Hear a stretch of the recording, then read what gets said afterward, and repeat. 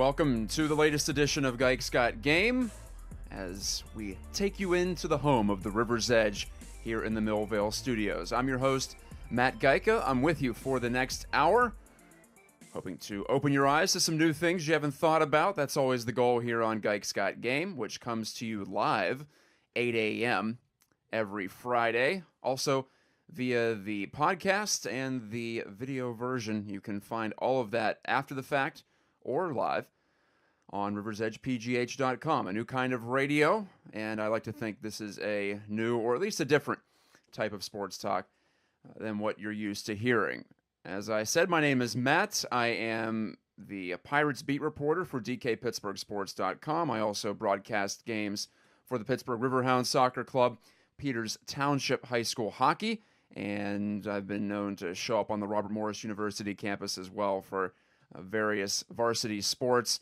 So I like to mix it up, if you couldn't gather from that little intro, and we'll keep it that way as we progress along the course of the next 60 minutes. A special guest will be coming into the studio. I always enjoy that particularly. His name is James Santelli, and he came into the studio for my first ever show. I should say, about a year ago at this time. He is a newsman, a real TV broadcaster. He'll be in the studio.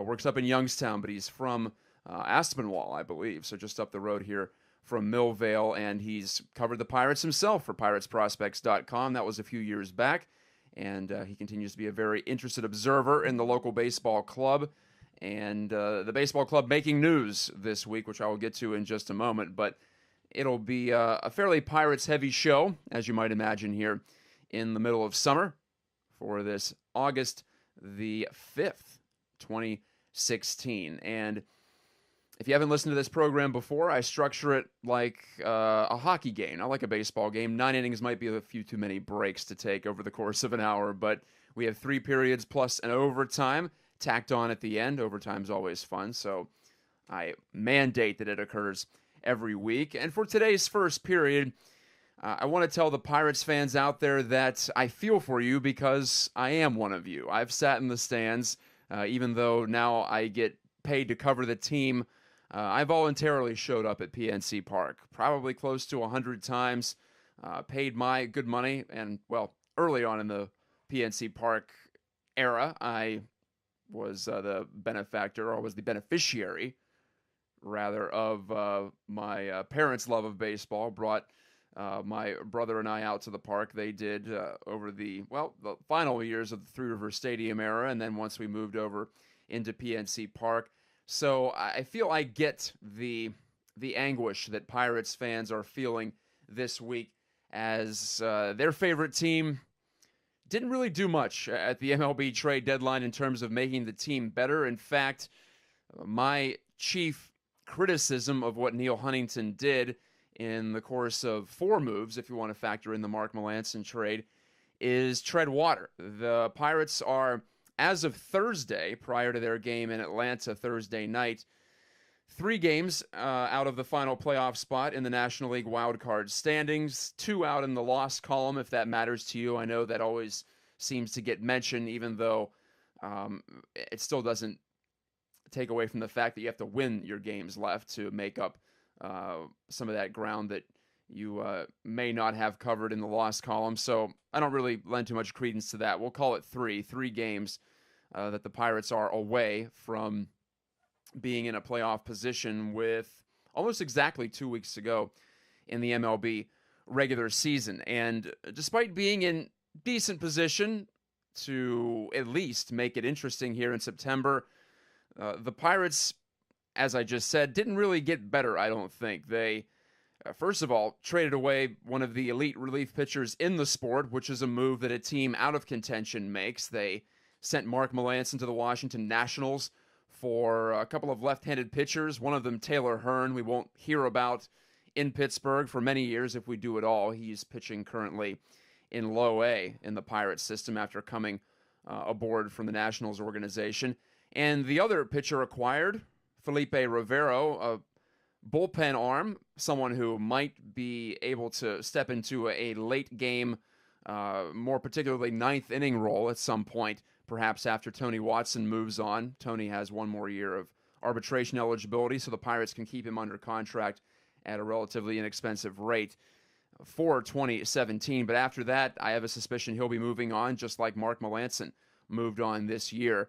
And in fact, that deal, I don't even want to look at Monday right now. That deal on Saturday, which occurred when I was covering the team up in Milwaukee, lovely town, by the way, and looking forward to going back up there a couple of more times this year.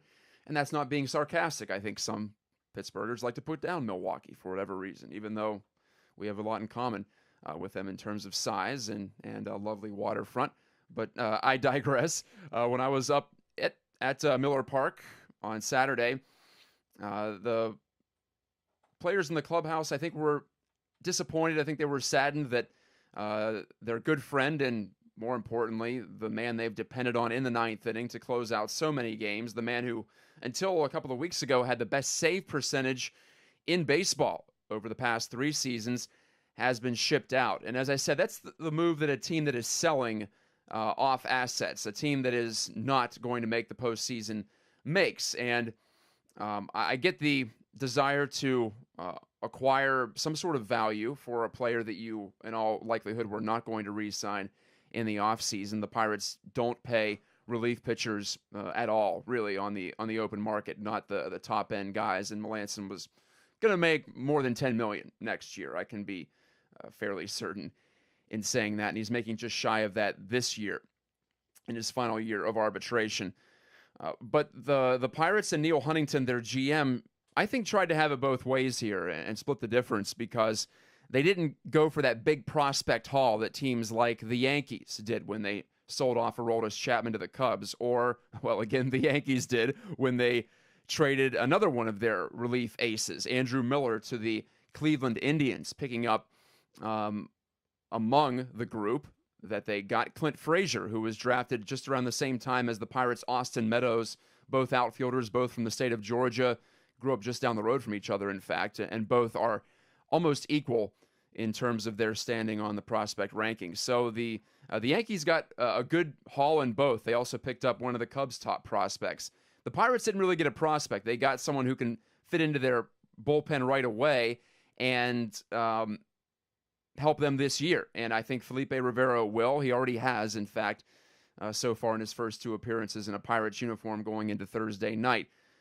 But I think that's the best way to stagnate as well as a franchise. I believe you either have to make a call. Either you keep Melancon and you believe your team can make the playoffs, or you don't believe it and you trade him for futures. You trade him for something that will help you in 2017. And that's where Huntington and the Pirates are in a difficult situation, because they want to keep this competitive window open.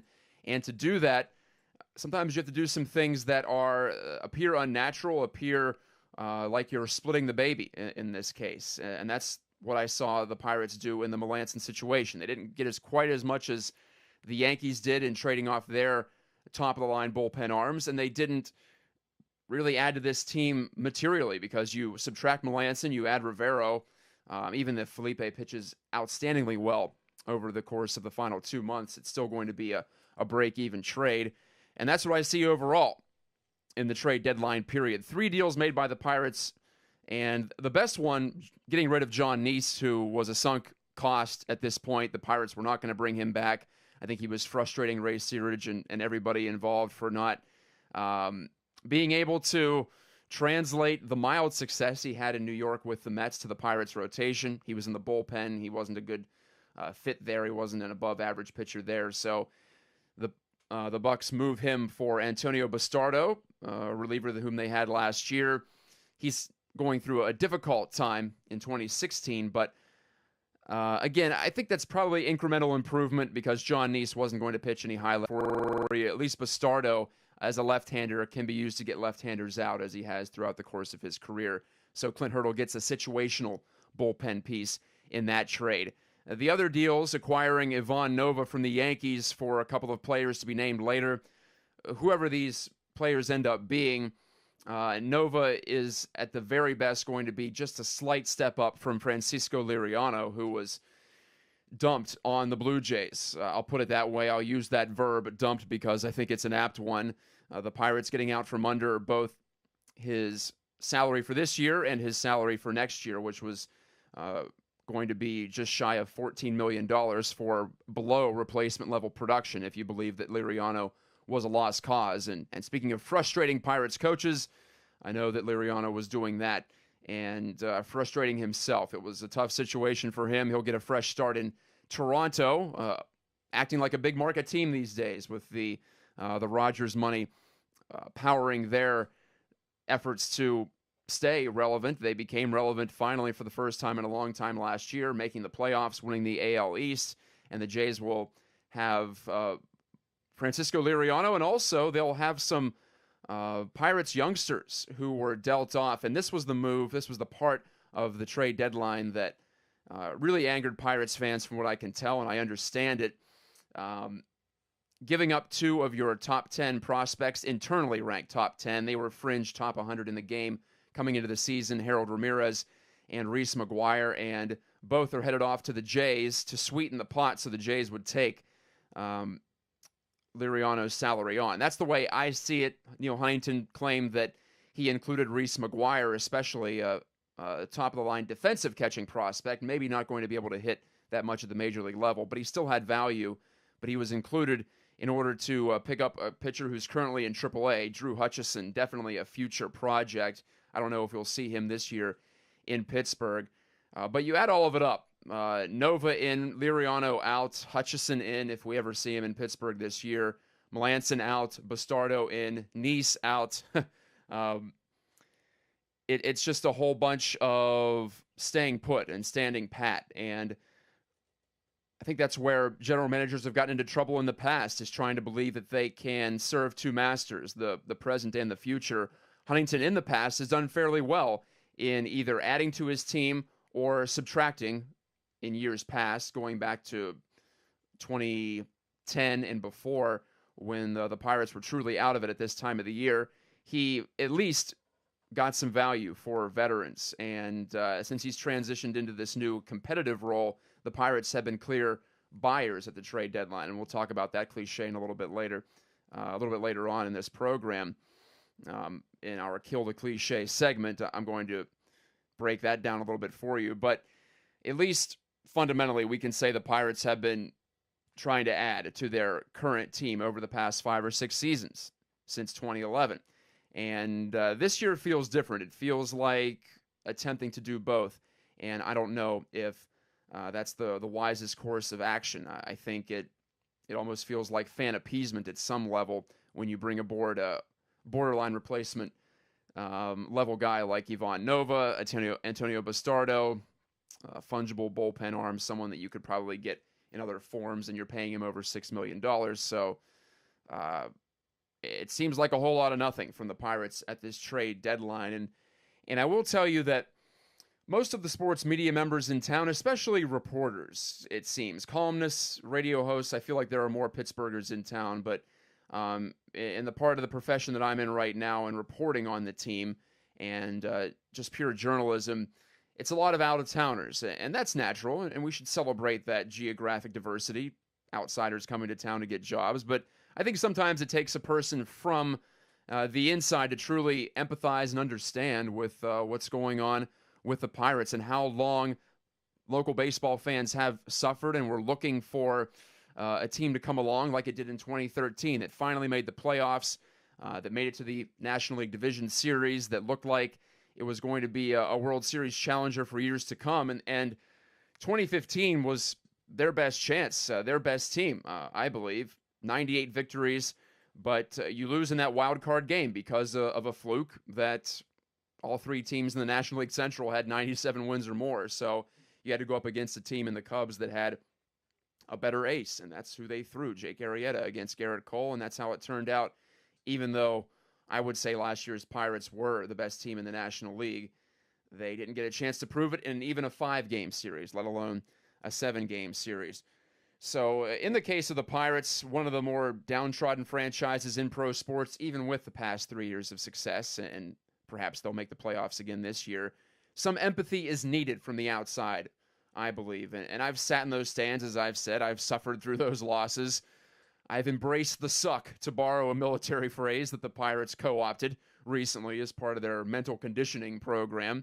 under assistant GM Kyle Stark, who has a bit of a military fixation. But beyond that, embrace the suck would sum up the 20 years of losing that Pirates fans and followers went through from 1993 to 2012. And while it's not necessary, rather, to understand the plight of Pirates fans directly, I think you can sympathize without being able to directly empathize. Two different words. Empathize, you could say you've been in their shoes. Sympathizing is trying to project yourself into there. But in the case of this franchise, I think it helps to have that experience of rooting for the team from the fans' perspective. And I'm concerned about small market baseball. I think that you risk disenfranchising fans. I think we've already seen it this year, in fact, from the flat attendance in the PNC Park seats, and I've talked about that in the past. It's not impossible to compete, as the Kansas City Royals just showed us with 2 fantastic years, going to the World Series in 2014 and winning it all last year. But as we've seen, it gets more and more improbable by the year. The new collective bargaining agreement is up, but I don't think there's a real appetite to add a salary cap or any kind of restriction on spending that would level the playing field for smaller or medium market teams.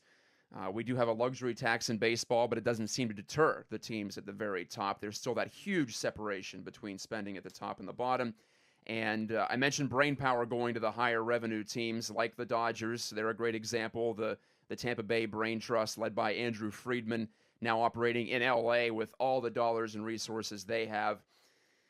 Yes, you can be smart. Yes, you can operate on market inefficiencies that have powered teams like the Pirates, but they will become more and more elusive as the teams with the money become the teams with the intelligence and the management acumen to take full advantage of that. That wasn't always the case, but it's not getting any easier. It's getting more and more difficult for teams like the Pirates to compete, and I think that's also part of the frustration, too. That underlying bit of anger comes from not just the moves the Pirates made or didn't make at this deadline, but also the fact that, well, to quote a line from Moneyball, a great book and movie, winning an unfair game is the cause of teams like the Pirates, and it just becomes more and more unfair by the year. And in the meantime, sports fans in the area are probably asking when football and hockey start back up, when in reality, with a team that's in playoff contention like the Pirates, it should inspire some excitement. There is some, but not as much as there would be, I think, in other sports if a Pittsburgh team was, at the very least, challenging to compete for a championship. We'll take a break on Gike's Got Game. This has been the first period. Coming up in studio, special guest, the first guest ever on this program, will make a repeat appearance. James Santelli will come on into the Millvale studios. This is the River's Edge. That was Life is Short on the River's Edge. I'd like to give a plug to our local artists here, playing 24/7 essentially on the station. You can find the live stream at riversedgepgh.com. I'm interrupting the music right now, so I hope you're not too angry about that. I'm Matt Geica. This is Gike's Got Game. And this is the second period of the program, and appropriately, we have a man in a hockey jersey tee in the studio. That's right. A J shirt, as I call it, Yeah, jersey short. A J shirt, I like that. His name is James Santelli, and you were my first guest ever on this program, so we are repeating the cycle. We're back around again. And it's no hyperbole to say it's a pleasure, Matt. Glad to be here. Well, thank you. James, if you don't know, used to report on the Pirates, in fact, for PiratesProspects.com, and occasionally you still drop by. That's right. I'll come back and I'll dip my toes into the web sports writing waters, but currently doing the TV game, and that's paying the bills right now. Can't be mad at that. That's a decent way to pay the bills. James is he's from here. He's from Aspinwall, right? That's right. But you work up in Youngstown, Ohio, a former residence of mine, a former area of mine. I was up there, right. Working for the local hockey team for a bit. And you point out my T-shirt. You got not a bad T-shirt yourself. You got Seattle there with the Kingdome and the Space Needle, and that looks like something in Florence in the middle. I'm not really sure. Some sort of Seattle World's Fair, I suppose. I wanted to get something from my brief trip to Seattle. Too short. 2 games in Seattle for the Pirates. Lovely city. Very gray. Not when I was out there. Really? Okay. I got there just as the clouds opened up, I think, for the year. See, I visited in November. Maybe that was the difference there. No, that's the problem. But I want to get something Seattle, and I want to get something in Sonics colors. R.I.P. the Sonics. So Oh yes, there you go. Got the green and yellow there. If anybody ever sees Matt Geica in his Seattle wear out around town, be sure to steal the shirt off his back. It's a very good one. Well, I don't want you to steal it. I'll fight you for this one. Sub Pop, the label that spawned Nirvana and so many other very good great bands from that era. But so you're a reporter for WKBN and an anchor for WYTV. That's right. Yeah. Living in a How does that work? duopoly. Well, it's a duopoly television world. In Pittsburgh, we have the different stations. We have Channel 11 in one place, Channel 4 in the other place, KDK in the other place. In Youngstown, not as such. Only 2 buildings from which local television is produced, and the ABC, CBS, Fox affiliates all under one roof, all kind of sharing reporters. Only difference kind of being the branding, only difference being the anchors that are on the different stations. So we confuse the populace of the Mahoning Valley constantly. When I pull up in a 27 vehicle and I'm wearing a 33 jacket, they start to think, what the heck are they trying to pull on us? But that's the consolidated television world we now live in, Geica. A little different. Yes. But I know when I lived up there, I was confused too, growing up in Pittsburgh. And then, I had a friend who worked for WFMJ, the NBC affiliate. Our rivals. Yes, exactly. Sorry to bring it up, sore subject. He's since moved on. He was the meteorologist, Mark Monstrola, who's from Pittsburgh, in fact, now working out in Denver. Oh, very good. Another beautiful town. But he filled me in on exactly how that works as far as Youngstown TV goes. But you're here to talk about the Pirates, so let's talk about the Pirates. As I am wont to do. You are, and you've shared your takes on social media. I've seen them. I have. In lieu of having any place that is paying me for my baseball opinions at this point, they usually go out to my friends on Facebook. Whether they want it or not, they're getting it, and I offered my opinions. If anybody cares to check out my name on Facebook is James Roman, my first and middle name. The posts are public. If anybody wants to see my deadline opinions in written form, you may do so there. Okay, so the deadline perspective from you, from what I gathered, is that I think you're closer to my perspective that the Pirates are legitimate contenders. They should act like a contender at the deadline, and I guess that's where I have the disconnect with what Neil Huntington did, in that he tried to, I think, have it both ways, as I said in the first segment, tried to build for the future while also kind of adding some pieces. It just felt very lukewarm to me. Sure, and I understand the spot that he is in because it is difficult to be in baseball at this time of year slightly above average. And that's basically what the Pirates are at, slightly above average. If you're average, if you're below average, go ahead, sell away. If you're right in the middle of a division race, go ahead, buy away. It's an odd sort of Bermuda Triangle to be in, and I do not envy it. That being the case, though, when you're in a spot that the Pirates are in, that you are in striking distance, that you do have a legitimate shot of making a playoff berth, you have to go for it. You have to play for the season that is in front of you because nothing is guaranteed beyond this year. Nothing is guaranteed when you see, a 2014 Washington Nationals team, or 2015, maybe I'm getting mixed up, but a team that had every type of talent and then had a dozen injuries and didn't come anywhere close to the playoffs. So when people look and see, well, the Pirates have the talent base for 2017 and 2018, true, and I think Pirates fans should be excited for 2017 and 2018, but you have to play for the berth in front of you. And while there is still a legitimate shot at a playoff chance, I don't like hemming and hawing. I don't like buying and selling. I'm saying if you're not buying or selling, stay pat. And Lord knows the Pirates have done so in past years. They have stayed pat at the July 31st, in this case August 1st trade deadline, and made moves at the end for the waiver trade deadline. Do that. I don't like this sort of moving around but not really going anywhere that Huntington had at the trade deadline. Yeah, good point about the waiver deadline, because in 2013, the year the Pirates finally broke through, their big moves were in August. Right. You got the Marlon Byrd trade. You got Justin Morneau, who was actually contributing in the month of September, people forget, as a first baseman. But they didn't make any moves July 31st. A lot of fans were frustrated, saying, oh, what are you doing? You're not buying. This is your chance. They still bought. They just had a better sense of where they were at the end of August as opposed to the end of July. The Mark Melancon trade, that's the one that I'm still thinking about. That epitomizes what they're trying to do, it seems like, right now, because they sold off one of the best relief pitchers in the big leagues, and we can argue where he stands in relation to Chapman, or Andrew Miller for that matter. But he was apples still, and oranges. Right, exactly. Two very different types of pitchers, but they got similar results over the years. And And so you move him out, you bring in Felipe Rivera, who might turn out to be really good, but Absolutely could. You don't know, and you didn't. If you're the Pirates, quite get that prospect haul that teams like the Yankees did twice, and good job by Brian Cashman there. By the way. he did a good job of swindling the Cubs there, I would say. But you're right on. It was basically trying to have his cake and eat it too, of building for this year and next year. If it had been a straight up sale, I think Neil Huntington would have gotten more overall value for Mark Melancon. He could have gotten more actual prospects, legitimate value that could provide into years in the future, but he wanted both. He got one pitching prospect, a good left-handed pitching prospect, nothing to, yeah. Nothing to write home about, but nothing to sneeze at either. But then you're getting Felipe Rivera, who I could see pitching very well. I could see him, being a good piece of the Pirates bullpen. However, it's still the case that he's trying to get somebody that could fit into the bullpen this year and also provide for the future, and you just didn't get the overall value.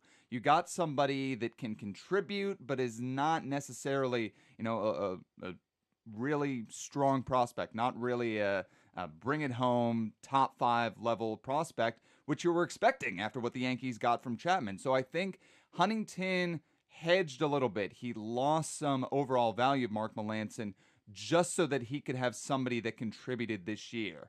And I do not like that. I don't think that was the right move. I think if you're acting in that sort of vein, if you're acting in that sort of idea that you still wanted something for this year, then don't trade him. Then you already have your lights out closer. You already have your guy for this year. Stay pat. If the Pirates didn't stay pat, if they wanted to be aggressive at this deadline, it seemed like there were starting pitchers available, and Matt Moore, of course, moves on to the Giants. Right. He was only under club control, to use the baseball term, through next year, but he could have helped this year, he could have helped next year, and we don't know what the Rays were asking the Pirates for. If we could look at the value that they got back, it was probably a big ask, because a deal centered around Matt Duffy, who just a year ago was the NL runner-up for Rookie of the Year, was a 5-win player last year.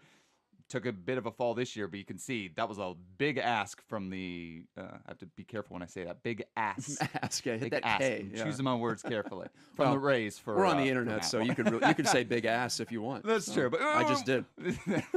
Keep it semi-family at least. But would you have? Did you think that the Pirates' needs at starting pitching were that great that you would sacrifice quite a bit to get him? Well, I know Chris Archer was on the table earlier, but the ask was Austin Meadows and Tyler Glasnow. That'll make you think. Yeah. I don't know if I would have made that deal, but I also feel like there were other options. And I would not have gone that far to send your 2 best prospects away in that deal for Chris Archer, who, well, he's kind of a Rorschach test. And you look at him, what do you see? Do you see the guy that at the end of the last season was maybe one of the best pitchers in the American League? Or do you look at him now and say, oh gosh, he's lost a step. Maybe he's just a mid-rotation guy. But that being said, it looks better to just shore up the problems with your team. And the weak spot of this Pirates team, signed, sealed, delivered, was the starting pitching. They needed somebody to slot in as a starting pitcher until that these young guys, that Glasnow and Tyone and, going down deeper into the minor leagues, that these guys are ready to go, that they're ready to be, in that rotation every 5th day. And it was not at this point. That's why the Pirates rotation has been bad this year, because you haven't gotten those full-on contributions from all of the younger guys. So you have your weakness. You have the spot where you can improve. That's how the trade deadline works. And yet you're getting Ivan Nova. You're getting Drew Hutchison. These are not the guys that you're after if you're really trying to compete for the playoff spot. That's the biggest issue I have with this, that you're sort of buying. You're buying question mark. If you're trading for Ivan Nova as like your big starting pitching ad, it doesn't sit well with me. Do you think Neil Huntington can ever really, I don't know if it will take a change of personality even to be more aggressive in adding to the current team as it stands? And last year, they were on their way to 98 wins, and what they picked up, Jay Happ and Joe Blanton. There weren't quite the same needs in the starting rotation last year. There was an immediate one when A.J. Burnett got hurt. But say in the future, some future date, it's a similar situation. Do you feel like he learns from this year, or is he just going to keep grinding away and trying to find value in places where other teams aren't looking? Well, I mean, let's start by looking at it from his perspective. And I think the Mm-hmm. perspective is that you want to build an organization that can get you to the playoffs year after year after year. You Right. want to build a franchise that can consistently deliver 90-win seasons, and he sees that as the best opportunity to get a championship, just to continually deliver teams that are very good, that can be division contenders, and keep getting those dance spots for the playoffs. I can buy into it, but I'm not 100% on it. I think there is a certain point where you do need to mortgage a bit of the future if you think you have the right team to make a run. I don't know if it necessarily needs a change in personality. I think that's buying too much into, trying to delve into a guy's head. I don't know what's inside of Neil Huntington's head. I don't know what's in his heart. I do think it I don't. I do, actually. It's funny. I'm going to tell you in a little bit. You performed in an autopsy or whatever it is for a vivisection for a living person. Wow, there we go. Already pulled him up. No, I think it requires just looking at what other smart, analytical Huntington-type GMs have done, which is they have had the ability to go and make that run. We've seen it from Theo Epstein multiple times that he is willing to trade the prospects to go all in. We saw it just this past deadline with the Chicago Cubs, that he and Jed Hoyer as the general manager are willing to give up more value, are willing to give up $1.50 to get $1 back in Aroldis Chapman. It doesn't take really a change of personality, just kind of, swallowing the exact X's and O's, black and white value and saying, you know what, I know I'm losing this trade, but I am building this baseball team to be as good as it can be this year and going for that championship. Maybe it works, maybe it doesn't work, but I don't think it's really a change of personality, but rather seeing that other guys of Huntington's ilk can do this. They can be successful. Epstein's won his ring because he kind of was more aggressive, and seeing that, hey, that can work. Do you think the Pirates have to change their valuation of players, both in terms of trade acquisitions, or not valuation of players, but of talent, I suppose, the acquisition cost that Huntington likes to talk about? Does he have to recalibrate that? Because, as he said himself, the free agent pitching market shocked him last year, and he couldn't even get a middle-of-the-road guy for what he was willing to pay. And J. Happ gets 3 years and $39 million from the Blue Jays. Is his perspective, is the Pirates' perspective on what certain players and talent levels are worth, is that outdated? Does it need to be changed? I asked him that on Monday on the teleconference, and he said no. He said it just reminds me of the need to develop our own talent. And I get that, but I also feel like the Pirates are getting passed by here. They can't just keep grabbing at table scraps every offseason. I don't know what they're going to spend this financial flexibility on this offseason, but I wouldn't expect it to be even a middle-of-the-road type player. I don't think they necessarily need to change the way they value. I mean, look, we say on one hand that, you need to be more aggressive, but on the other hand, when, whether it was Ken Rosenthal or Jeff Passan, I don't remember, comes out with a report that to get Chris Archer, you needed to give up Tyler Glasnow and Austin Meadows, we all kind of go, whoa, we're not doing that. We're absolutely not. So you get a bit of both. And maybe that was too much of an ask. Maybe that is what the value was. I mean, we're not inside the room. We're not exactly sure. So I don't think it necessarily needs to be a change of how they evaluate. It just needs to be maybe altering your philosophy a little bit, maybe looking at these next couple of years and saying there's an opportunity in 2017, there's an opportunity in 2018, that we maybe do make a Chapman type trade, that we maybe do give up a bit more of value in prospects than we would typically feel comfortable with in order to get a major league guy. One of the points that I thought was incredibly strong people made after the Francisco Liriano trade was that, whoa, you weren't willing to deal top 10 prospects in your organization for actual major league talent, but you were willing to do it for Drew Hutchison and a salary dump. You were willing to trade Harold Ramirez and Reese McGuire, regardless of your opinion of them as prospects, are both top 10 guys in the Pirate system. In order to clear some salary space, you're willing to make the leap for that. That's what people, and myself included, can't really wrap their head around right now. And so it's less of, kind of changing how you see the market, how you see starting pitching, how you see major league talent, but really being willing to devote the resources into something that's tangible instead of, doing it to be a salary dump. I still don't get that. Don't forget Drew Hutchison. That's the project of projects. Apologies to the Hutchison family if they are listening or watching. We appreciate you listening, and apologies. No offense meant. Last question for you, and you make it easy as a segue because you're wearing the Penguins shirt. Yes. Miroslav Shatan, by the way, is on the back. That's right, the Slovak great Miro Shatan. What a hipster choice by you, by the way. I'm walking through Millville with a shirt that says Satan on the back. I'm doing the hipster thing. Anyway, by the way, before you get to that last question, train of thought. Go ahead.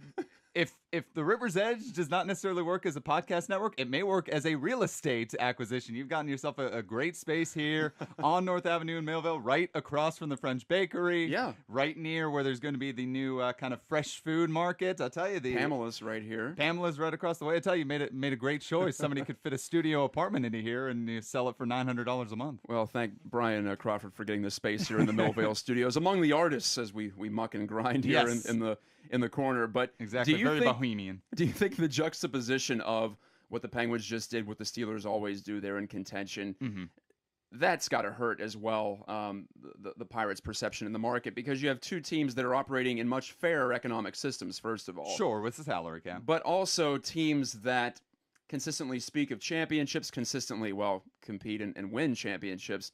The Pirates might be in the worst possible spot in terms of their environment, aren't they? They are, but I don't really care either. Yeah. That never enters into why you make any kind of trade, why you make any kind of deal, at least from my perspective. Yeah, well, I'm not saying that. I'm just saying as far as a Pittsburgh sports fan, it's just the Pirates just feel like the unwanted child in the corner sometimes. It absolutely hurts. You're just coming off of one of your teams walking down the Boulevard of the Allies with the Stanley Cup parade. The other one is the Steelers. Yeah, I mean, come on. You're operating in this market with those two as your main kind of guiding posts of where you should be. It's incredibly hard to meet expectations when the expectations are got to win a championship every couple of years. I mean, we saw how crazy Penguins fans have been the last few years when they were not, going to the Stanley Cup final, when they were not actually competing for the championship full on. People were losing their damn minds. And so when you have a winning baseball team, when you have a strong organization,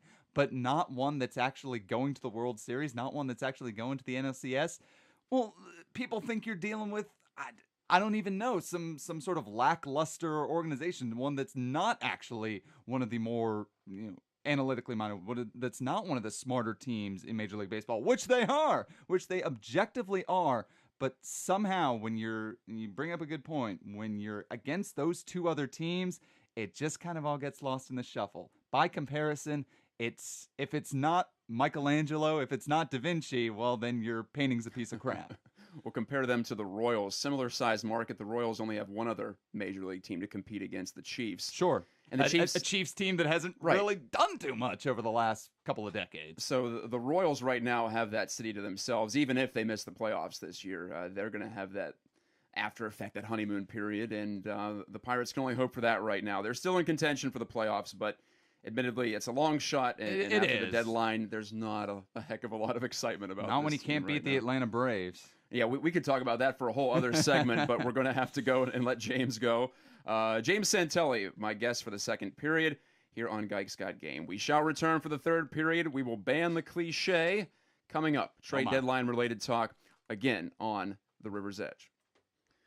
Third period time on Geiks Got Game on the River's Edge.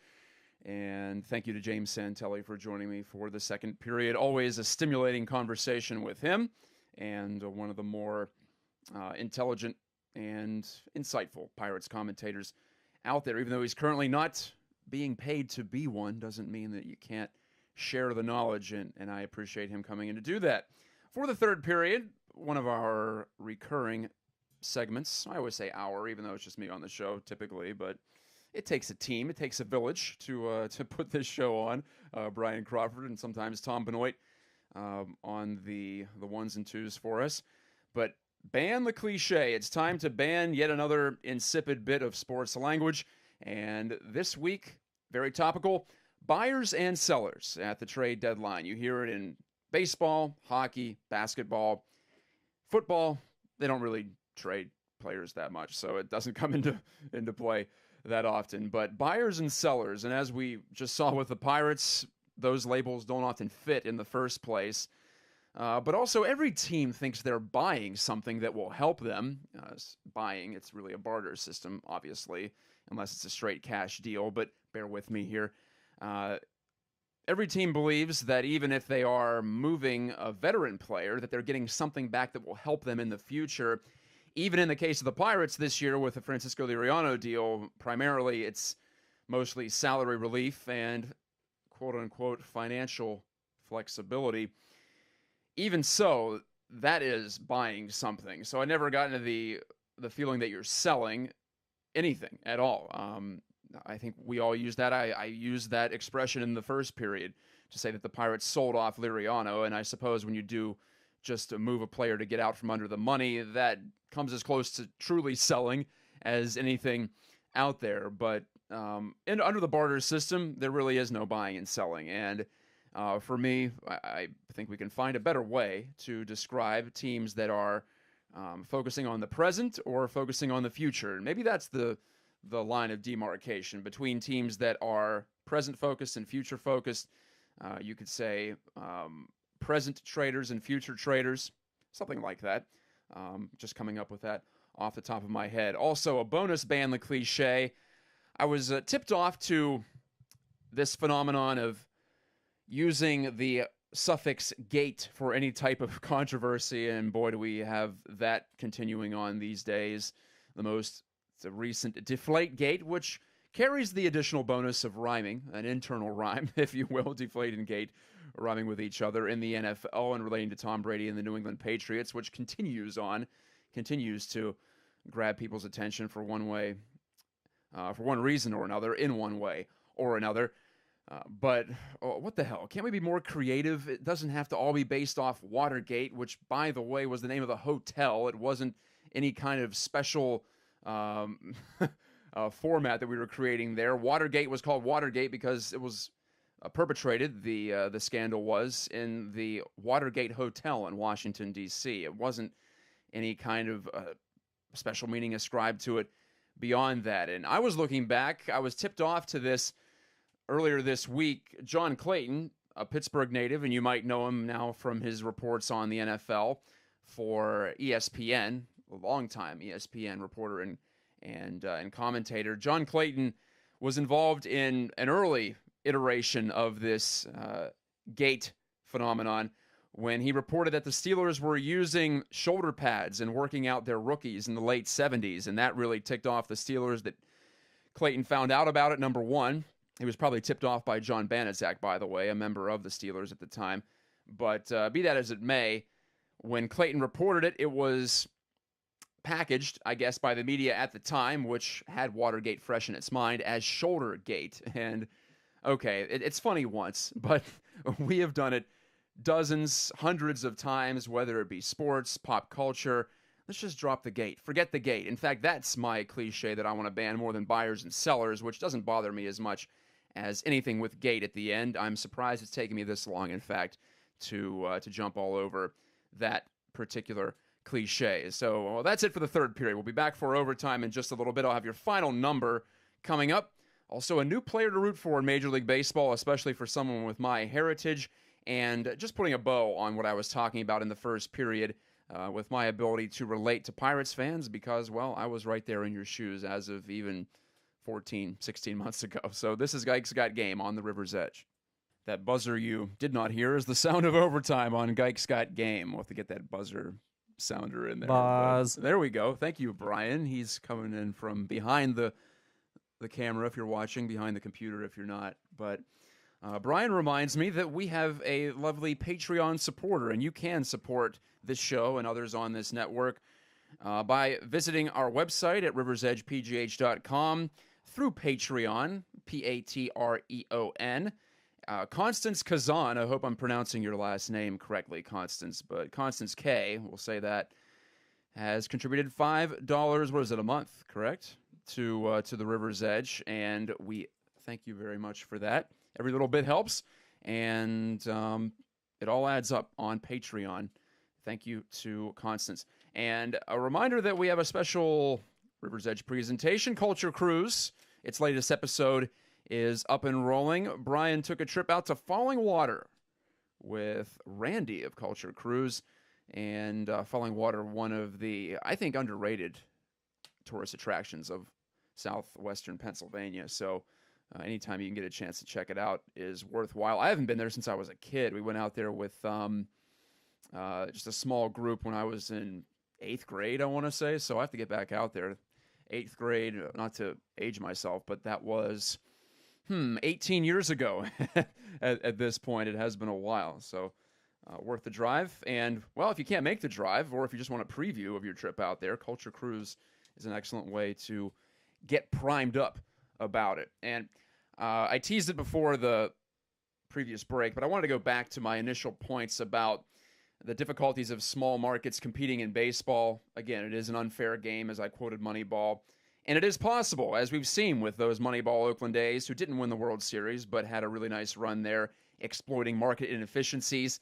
The Kansas City Royals built, honestly, a traditional draft and develop powerhouse, and they're probably going to miss the postseason this year, but I think we can excuse that after back-to-back trips to the World Series and a Commissioner's Trophy last year. So you don't have to do it the Pirates way or the A's way or the Rays way. You can also do it the Royals way and just draft really well and build it up in more of a, I guess, traditional baseball sense. But you can compete in a small market. That's not my point. My point is that it becomes more and more challenging. And the luxury, again, of the big market, of big revenue, which gets even bigger as these local TV contracts kick in. I think the regional television bubble has burst to a large degree. I don't think that. I know that if you look at the numbers, and that's what sports media experts will tell you. But those contracts are going to last for a long time, and the Pirates did not get on board. And, in fact, they don't get the type of volume of viewers that places like Chicago and Los Angeles and Washington and New York and Boston can boast about to negotiate these very, very lucrative contracts. The Pirates' deal with Root Sports is very middling, and it was negotiated before they got on this tremendous run, so they also were dealing at a disadvantage there. There wasn't much of a negotiating point for team president Frank Coonelly and his staff there. So bad break and a bad TV deal is going to keep the Pirates in that very small margin for error for quite some time. I can't say I'm optimistic about the Pirates' approach to keeping this competitive window open. No matter how good these young players are, you do have to augment with other sources. And because of Neil Huntington's, I think, stubbornness in this regard, because of his just general analytical mindset, which I agree with overall, but I think it can blind you to bigger issues. And that being that even though this is a very flawed team in 2016, all you have to do is look at Jeff Locke and Ryan Vogelsong starting this week in Atlanta for evidence of that.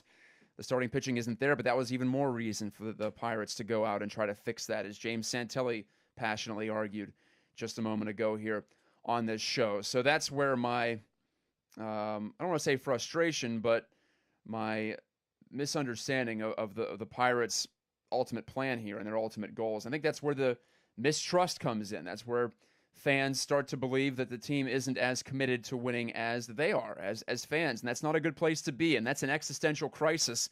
And it's something that's difficult to come back from. It's very tough to win trust when you lose it. Just talk to anyone who's in a personal relationship, whether it be business or romantic. It's once the other side, you feel like they cheat on you, so to speak, that's always going to be in the back of your mind. And I think Pirates fans feel like the Pirates have cheated on them in the past under this ownership group and under this current baseball operations management group. But I promised you that I'd give you a new player to root for, especially if you're like me and you are of Polish descent. Twins outfielder Max Kepler, who just recently hit 3 home runs in a game and 4 in 2 games. What a find out of Germany. And I said that he was Polish. He is of Polish descent. He was born in Germany, though, born in Berlin. And the Twins took a chance on him at age 16. That's the year that you can officially sign international free agents. The Pirates have talked about going outside of the normal baseball country, so to speak, to get talent. They've done it with Lithuania and their relief pitcher in AAA right now, Dovydas Neverauskas. But Max Kepler, or Maximilian Kepler Rosiski being his Polish dad's last name, born to a Polish dad and a Texan mom, both were in a ballet troupe in Germany when they got together. So what a story for Max Kepler, who is taking the Major League Baseball scene by storm right now. The rookie doing incredibly well, and his background is, I can say this with absolute security, completely unique in the history of baseball. So even if you're not, as I mentioned, Polish or even German, I think you can pull for Max Kepler to carve out his own little part of baseball history. And today's final number comes courtesy of a Twitter friend of mine. He goes by Evil Neil on Twitter. He used to be a parody account of Neil Huntington, in fact, I think, but now more of a quote-unquote serious analyst. But I was maybe nitpicking a little bit at Garrett Cole. While he maintains I believe it's the 5th best ERA in baseball since the start of the 2015 or 2014 season. 2015 season, that's what it is. The last 2 seasons, 5th best ERA in baseball, also up there in FIP, which is an advanced metric that is on an ERA scale, fielding independent pitching, attempts to take some of the luck factor out of it. But Garrett Cole is right up there in rate stats. But where he lags behind, say, the top 30, so you want to say who are the aces in Major League Baseball, just take the top 30 in ERA and boil it down from there. Cole ranks 18th in total innings pitched among that group. And at the top, you have these durable guys like Clayton Kershaw, Corey Kluber, Max Scherzer, Chris Sale, Madison Bumgarner. Those are your top 5. That's what you're working with. Also in that top 10, Cueto, Greinke, Price, Keuchel, Jake Arrieta. Garrett Cole is well behind that pace. He has pitched on average a start 6.26 innings. That's nearly a full inning behind Clayton Kershaw. Kershaw is an animal. He's an alien. I'm not going to compare anyone to him. That's not fair. But you go to the mere mortals. Corey Kluber averages, he's second, by the way, in innings per start among the top 30. Corey Kluber of the Indians averages 6.89. So that's very significantly ahead of where Garrett Cole is. And we saw just exactly what separates Cole from the best of the best on Monday, or probably Tuesday in Atlanta in the opener of that series against the Braves. Even against one of the poor hitting teams in the majors, he just couldn't put hitters away. And it's not any lack of effort. It's not lack of being in the strike zone. It's just that his fastball, even though it gets up to 97, 98, 99 as it did on Tuesday, it doesn't move a ton. So it's just pure velocity. And honestly, it's tough to beat a major league hitter unless he is very below average with just pure velocity. You have to have velocity and movement, velocity and deception, or just deception, which can give you the illusion of velocity. In the case of a Pirates prospect like Steven Brault, whom we've seen a couple of times this season. But Cole gets a lot of foul balls for that reason. That extends his pitch count, and it's the reason why, as of 2 weeks ago, he had not had a complete game, and I think it was 88 starts in the major leagues. For a guy who, for the most part, limits runs, limits base runners, strikes out a decent amount, doesn't walk a lot, checks all the boxes, at least most of the boxes that you're looking for from a starting pitcher, also very young. But at this stage, he has not discovered a way to get more volume out of that talented right arm of his, out of that talented body of his that the Pirates spent their first overall draft pick on in 2011. Garrett Cole, very good, but still not great. And the one thing that's separating him is innings pitched and the ability to get deeper and deeper into ball games, which helps you out not just that night, but every day of the week, because your bullpen isn't as taxed as it would be otherwise. Thank you so much for joining me for this week's edition of Geiks Got Game. Thanks to James Santelli again for coming into the studio, for Brian Crawford engineering the show and producing it. I'm Matt Geica, reminding you that when the radio fades, you know life's moving fast. Hope you learned something. Hope you enjoyed it. I'll talk to you next week right here from Millvale once again.